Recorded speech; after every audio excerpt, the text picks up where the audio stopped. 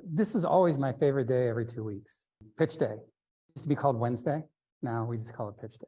So thanks for coming out to pitch day for 100K. It's always a great day to pitch.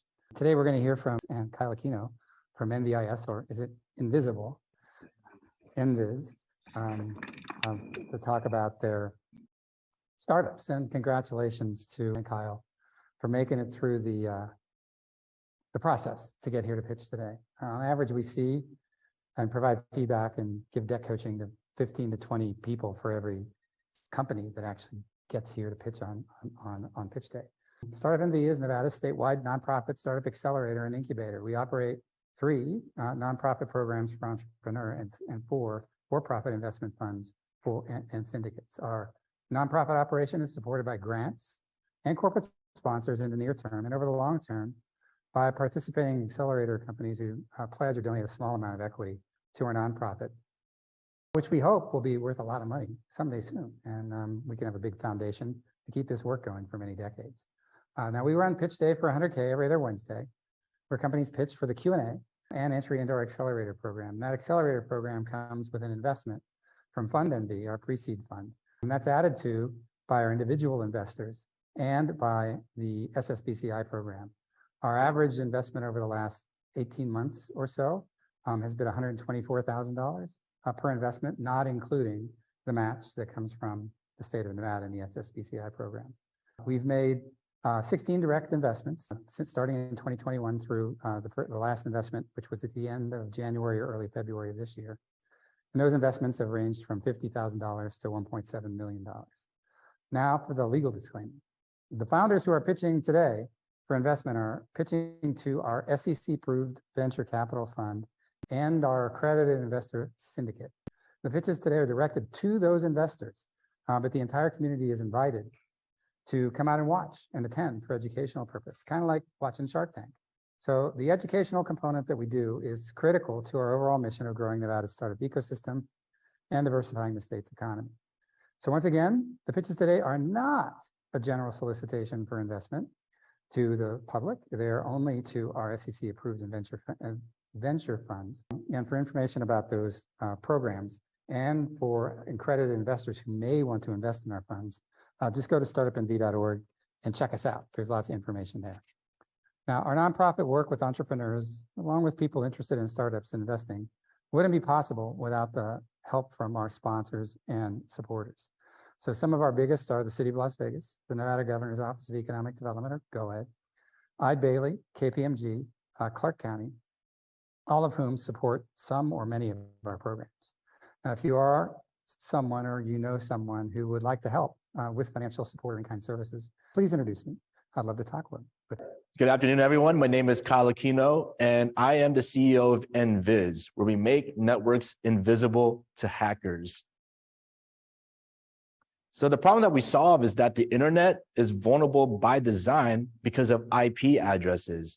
And IP addresses are actually public knowledge, which are, it could be censored, it could be stolen, it could be misused.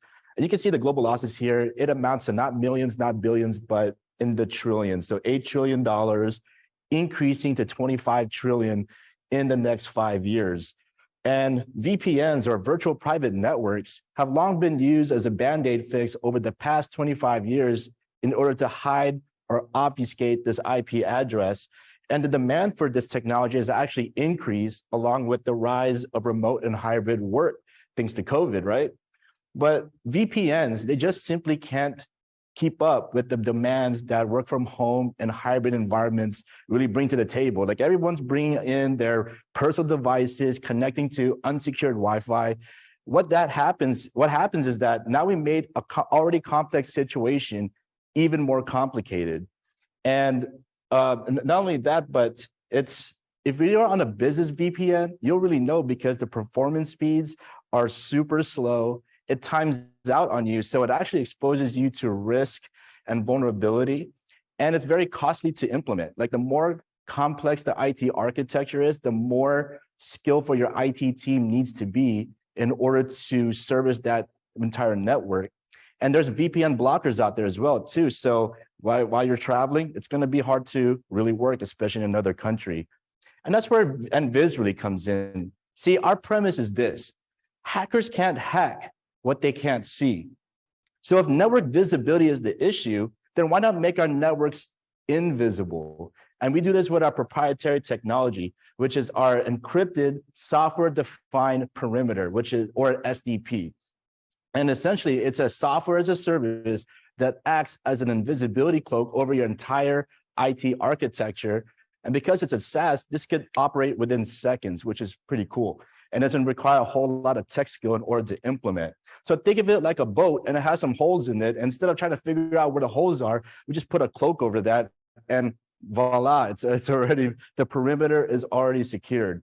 And what really makes us special is layer 2 encryption. And what that really means here is that the OSI model, which defines the 7 different layers in which data is communicated and transferred over from endpoint to endpoint, well, all the hacks actually occur on layers 3 to 7.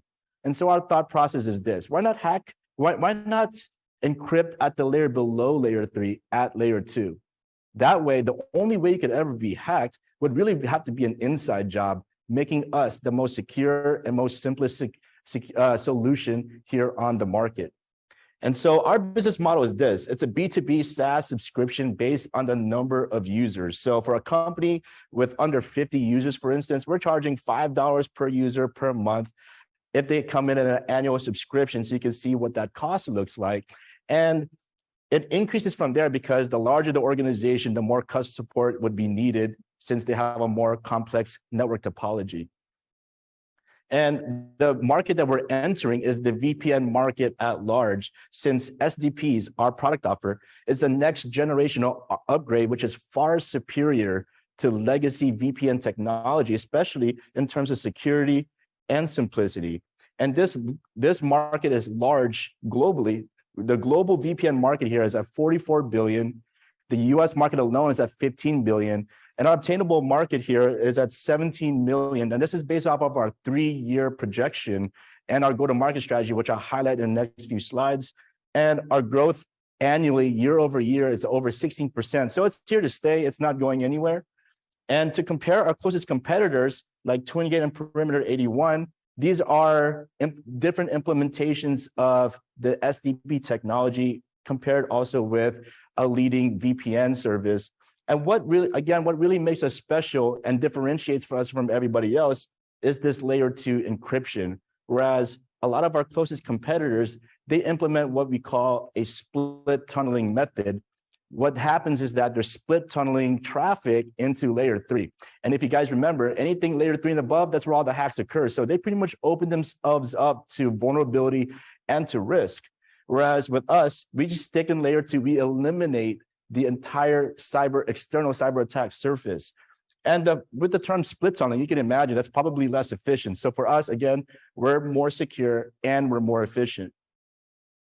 And our go-to-market strategy is this: our ICP here is a US-based company that has a hybrid or remote workforce of 10 to 250 employees.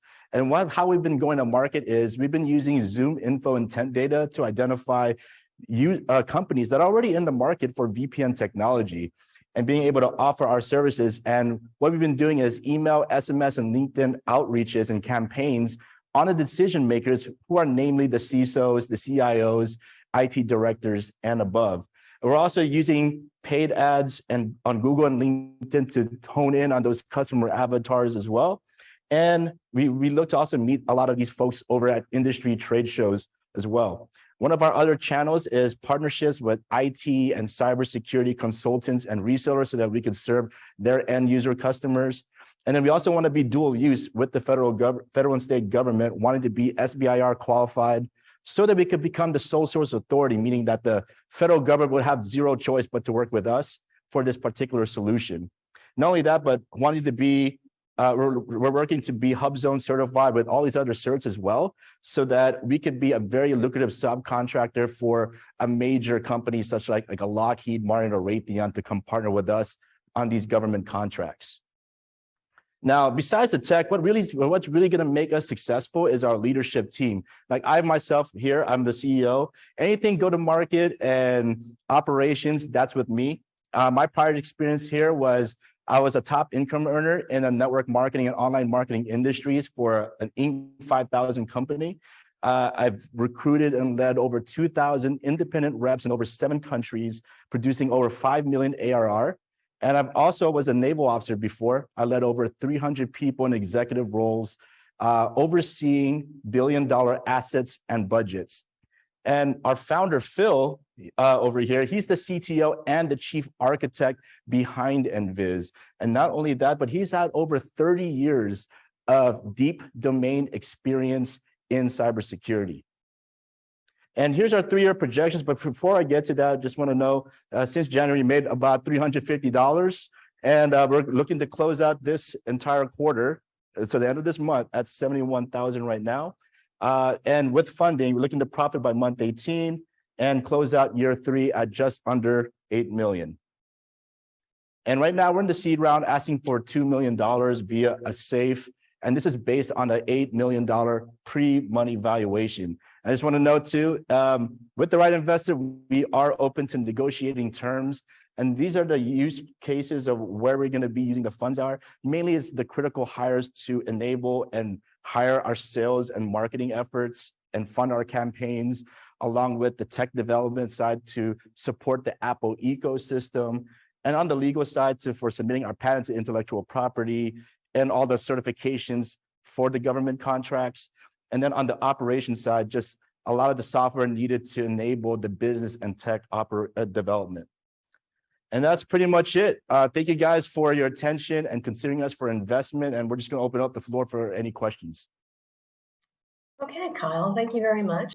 And thanks to everybody who's watching today. Just a few things before we wrap up. If you are an investor and you're curious about how to get involved in interesting opportunities like this, either as part of our fund or as we put deal memos together and send them out for people to invest in.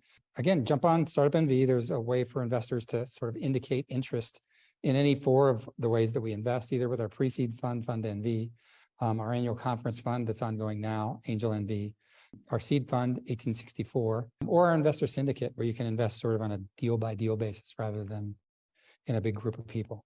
So there's a couple of different investor pages for each of these things on our startupnv.org website. So if you're interested, go out there, explore, and there's usually a form on there somewhere where you can just say, hey, I'm interested, let's have a call, and we'll hop on a Zoom and tell you more about it and answer questions. And thanks again to Kyle for presenting today. Really appreciate it. We'll be back here again in 2 weeks, 2 new founders who will be pitching to us. And so we look forward to having you back then. And until then, take care of yourself. And if you can't, someone else too. So we'll see you in 2 weeks.